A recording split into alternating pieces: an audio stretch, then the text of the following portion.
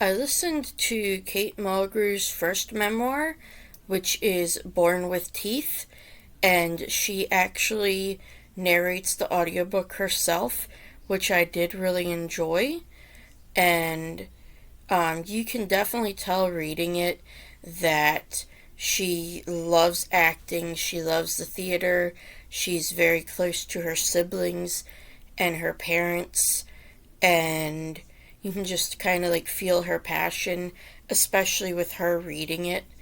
And one thing that did get me is some parts were definitely theatrical, um, especially like with the relationships with men.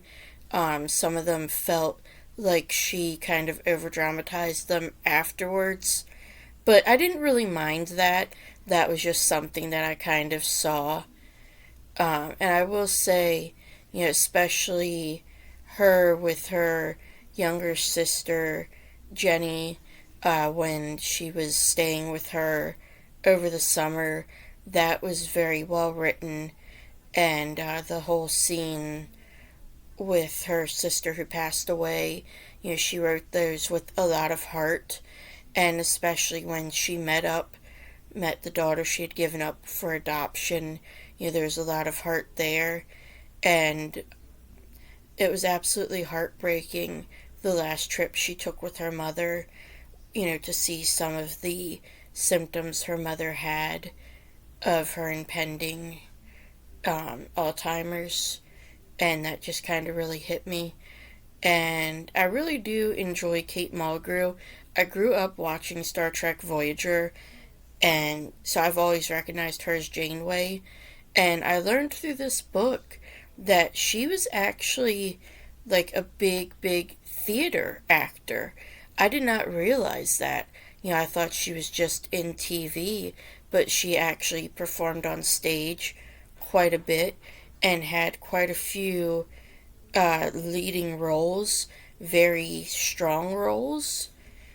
And yeah, and I really enjoyed at the end of this book, there was an interview with her and Rosie O'Donnell, and the way they played off of each other was just great. And I definitely recommend this if you are a fan of Kate Mulgrew, Star Trek Voyager, or if you like celebrity memoirs. I thought this was a very well written memoir, and I will be reading her second one as well. Although I think that one will take me a little longer just because I feel like it'll hit a little harder. It's about her taking care of her mom and dad in their final years, so I feel like it will definitely be heavier than this one.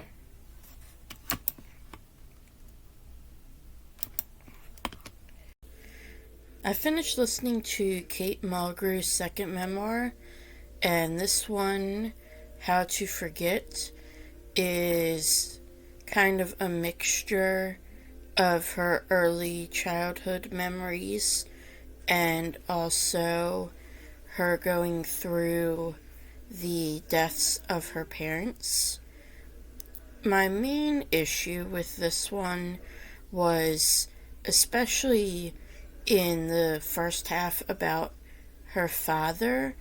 I felt like some of it meandered a lot.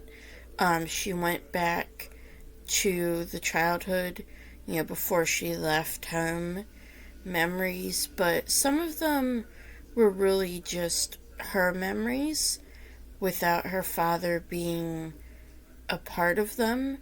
Or I felt like, the part he played was the smaller part of that memory.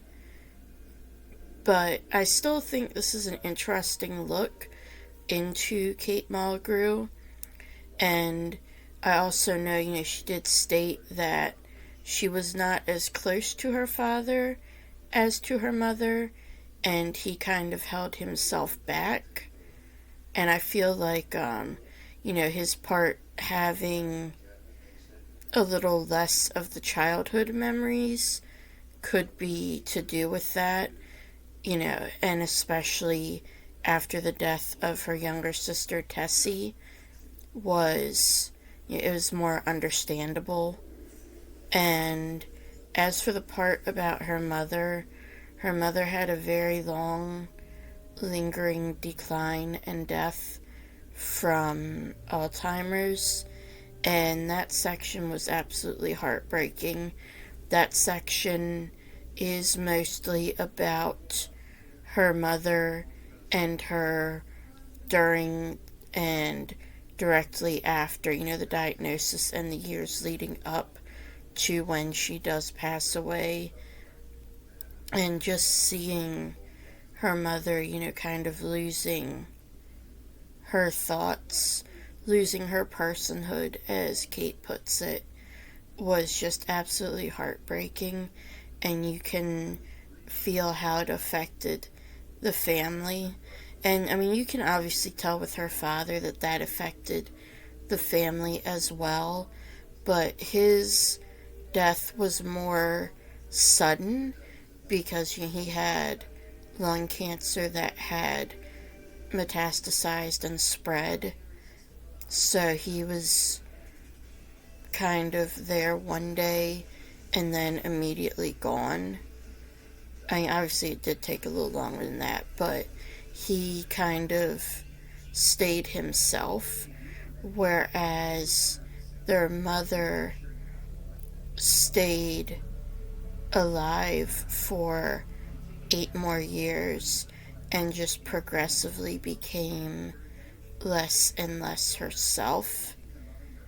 And they could, kind of see who she was slipping away. And yeah, I found this to be very sad, very, heart wrenching. But if you do like Kate Mulgrew, and if you do like seeing how families kind of deal with grief, then I can definitely recommend both of these memoirs.